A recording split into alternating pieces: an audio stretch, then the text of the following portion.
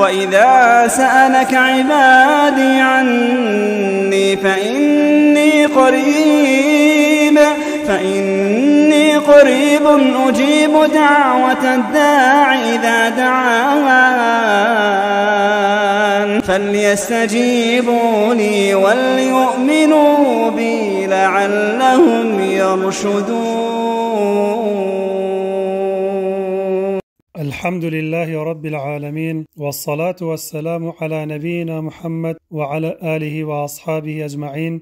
أما بعد، لا فيديویەکی دیکە داهاتینەوە خزمەتەوەی خۆشەویست بۆ باسکردنی بابەتێکی گرنگ و بەسوود دەربارەی گرنگترین هۆکارەکانی نەخۆشی شەیطانی لە منداڵان و نیشانەکانی و چۆنەتی چارەسەرکردنی و شێوەکانی پاراستنیان قسە دەکەین. بەڵام پێشەوە دەبێت بزانین کە توشبوونی منداڵان بە مەسی شەیطانی یا عینیان حەسەد شتێکە کە ڕوودەدات و ڕاستیە، بۆیە جێگەی ڕەتکردنەوە نییە، پێویست بە ئینکاری ناکات. وەکو چۆن پێغەمبەری خوددا صلی الله عليه وسلم ڕوقیەی دەخوێن باسەر حەسەن و حوسێن ڕەزای خودایان لێبێت بۆەوەی بیان پارێزێت لە شەڕی مرۆڤ و جنەکان. ئێستا پرسیارەکە ئەوەیە هۆکارەکانی توشبوونی منداڵ بە مەسی شەیطانیان عینیان حەسەد چین؟ لە هۆکارەکانی توشبوونی منداڵان بە نەخۆشی ڕوحی. هۆکاری یەکەم بڵاوکردنەوەی وێنەی منداڵان لە تۆڕە کۆمەڵایەتیەکان. بیرمان نەچێت کە پێغەمبەری خوددا صلی الله عليه وسلم فەرموویەتی چاو حەقە و زۆرێک لە خەڵکی شکایەتی ئەوە دەکەن کە منداڵەکانیان بارودۆخیان گۆڕانی بەسەردا هاتووە لە پڕدا لە تەندروستیەوە گۆڕاوە بۆ نەخۆشی و ئازار. بۆیە دەبێت وریابین وێنەی منداڵەکان بڵاو نەکرێنەوە تاکو پارێزراو بن لە چاوی خەڵکی و زیانیان پێنەگات. هۆکاری دووەم بەهۆی سەحری گوازراوە لە باوکان و دایکانەوە بۆ سەر منداڵەکانە. گومانی تێدا نییە کە ساحیر و شەیطانەکان سەرنجیان لەسەر منداڵ نییە، بەڵکو زیاتر سەرنجیان لەسەر دایک و باوکە. بۆیە کاتێک کە دایک و باوک گلەیەوە دەکەن کە منداڵەکەیان بردوۆتە لای پزیشک نەیتوانێت چارەسەری بکات، دوای ئەوەی دایک و باوکەکە ڕوقییان بەسەردا دەخوێنرێت دەردەکەوێت کە سحر لەسەر دایک و باوکەکەیە. هۆکاری سێەم بەهۆی ترسێکی زۆر. هەندێک جار منداڵ بەهۆی ئەوەی لە ئاژەڵێکی دیاریکراوە ترسێت، ئەمەش ڕەنگە ببێتە هۆی ئەوەی زمانی ببەسترێت یان نەخۆش بکەوێت. هەندێک جار کەسێک وەک یاریکردن لەگەڵیدا بیترسێنێت کە ئەمەش لە ئەنجامدا دەبێتە هۆی ئەوەی زیانی پێبگەیەنێت. هۆکاری چوارەم لێدانی منداڵ لە حەمامیان سەرئاو. وەک دەزانین جنۆکەکان لەو شوێنە پیسانەدا ژیان دەکەن، بۆیە دەبێت لەو شوێنانەدا لە منداڵ نەدرێت. دوایەوەی هۆکارەکانی توشبوونمان زانی، پاشان دێنە سەر نیشانەکانی توشبوونی منداڵان بە نەخۆشی ڕوحی. نیشانەی یەکەم چالاکی زۆر لە جوڵەیدا. دەبینیت منداڵەکە زۆربەی کاتەکانی بە جوڵەی ناگایی بەسەر دەبات، لەوانەیە بەهۆی ئەم جوڵە زیادە ڕەویەوە زیان بەخۆی بگەێنێت. سەرەڕای چەندین شێوازی مامەڵەکردن لەگەڵیدا وەڵامی دایک و باوشی ناداتەوە بە پێچەوانەی منداڵی ئاساییەوە. نیشانەی دووەم منداڵەکە بەسەری دەدات لە دیواریان دەیکێشێت بە زەویدا بە شێوەیەکی بەردەوام و دووبارە و سێبارە، چونکە منداڵەکە سەرێشەی توندی هەیە و ناتوانێت دەری ببڕێت بەهۆی بێتوانایی لە قسەکردندا وازانراوە سەرێشەیەکێکە لە هۆکارەکانی نەخۆشی ڕوحی. نیشانەی سێەم گریانی زۆر و هاوارکردن لە ناکاو بەبێ هیچ هۆکارێک بۆ ئەم گریانە. نیشانەی چوارەم گۆڕانی دەموچاوی بەرەو کاڵبوونەوە و زەردبوون دەچێت.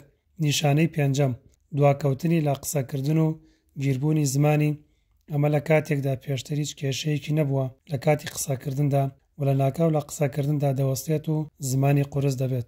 نیشانەی شەشەم ترسان لە دەنگی بەرز و دەست دەکات بە گریان و سەیری گۆشە و سەقفی ماڵەکە دەکات و سەرنج لەسەر کەس نادات ئەگەر کەسێک بیەوێت هێوری بکاتەوە. نیشانەی حەوتەم گۆشەگیری منداڵەکە لە دوایەوەی وا ڕاهاتبوو کە کۆمەڵایەتی بوو تێکەڵی زۆر بوو لە پڕدا گۆشەگیر دەبێت و دوور دەکەوێتەوە لە خەڵکی. نیشانەی هەشتەم بەرزبوونەوەی پلەی گەرمی لەش بەتایبەت لە سەری و شانی و سنگ و هەندێک جار پلەی گەرمی پێیەکانی بەرز دەبنەوە و زۆر عارەقکردنەوە لە ناوچەی پشتی. نیشانەی نوێم منداڵان تووشی نەخۆشی دەگمەن و تا ڕادێک یان نەخۆشی درێژخایەن دەبن وەکو شەکرە و ئۆتیزم و سەرێشە. بێگومانم نەخۆشیانە بۆ ماوەی نین و هەندێک جاریش ئەم نەخۆشیانە لەسەر جەستە هەستی پێدەکەن وەکو بڵاوبوونەوەی پەڵە بە قەبارەی دەنکەنیسکێک یان توشبوونی بە خاڵی ڕەش لەسەر جەستەی دەردەکەوێت. نیشانەی دێم نەخەوتنی منداڵ زۆر بە ئاستەم خەوی لێ دەکەوێت، ناخەوێت مەگەر زۆر بە سەختی نەبێت. ئەمە ئەو نیشانانە بوون کە تووشی منداڵان دەبن بەهۆی نەخۆشی ڕوحیەوە. پاشان دەچینە قۆناغی چارەسەرکردن.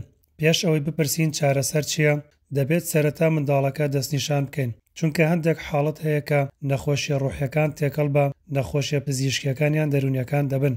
خوێندنی ڕوقیە لەسەر منداڵەکە کاتێ دەبینی کە ڕوقیە کاریگەری دەخاتە سەری و نیشانەکانی تێدا دەردەکەوێت، بۆیە پێویستە ڕوقیە لەسەر دایک و باوکی و باقی منداڵەکانی دیکە بخوێنرێت تاکو چارەسەر ببن و خودای گەورە شیفایان بۆ بنێرێت. با چارەسەربوونی دایک و باوکی دەبینیت خودای گەورە شیفا بۆ منداڵەکەش دەنێرێت، چونکە پێشتر باسمان کرد کە شەیتانەکان ئامانجیان زیان گەیاندنە بە دایک و باوکەکە و مەبەستیانە لێکیان جابکەنەوە. شێوازی چارەسەرکردنی سەرەتا دەبێت دەست بکرێت باکردنەوەی گریەکانی و خوێندنی ڕوقیە لەسەر دایک و باوکەکە و پێدانی بەرنامەی گونجاو بۆ منداڵەکە، وەکو بەرنامەی خۆراکی بەوەی کە دوور بێت لە خواردنی جەلاتین و شیرینی و پێدانی ڤیتامینی پێویست بە منداڵەکە، و خوێندنی ڕوقیە لەسەری بۆەوەی گریەکانی بکرێنەوە بە پێدانی ئاوی ڕوقیەکراو یا خۆشتنی بە ئاوی ڕوقیەکراو، و چاورکردنی بازەیتی زەیتونی ڕوقیە لەسەر خوێنراو دوای چارەسەری لا نەخۆشی ڕوحی.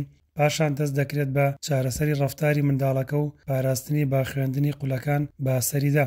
ئەگەر بێت و زوو چارەسەری نەکرێت و دوابکەوێت، لەوانەیە نیشانە پزیشکەکان خراپتر ببن و نیشانە وەرگانەکان زاڵ بن. لەو کاتەدا منداڵەکە وەڵامی چارەسەری ڕوحی ناداتەوە و خوددا باشتر دەزانێت، بۆیە دەبێت دایک و باوکان وریاتر بن. و لە کۆتاییدا داواکارین لە خودای گەورە هەموو مسلمانان بپارێزێت لە خراپەی جن و مرۆڤەکان، لە دوعای خێر بێبەشمان مەکەن.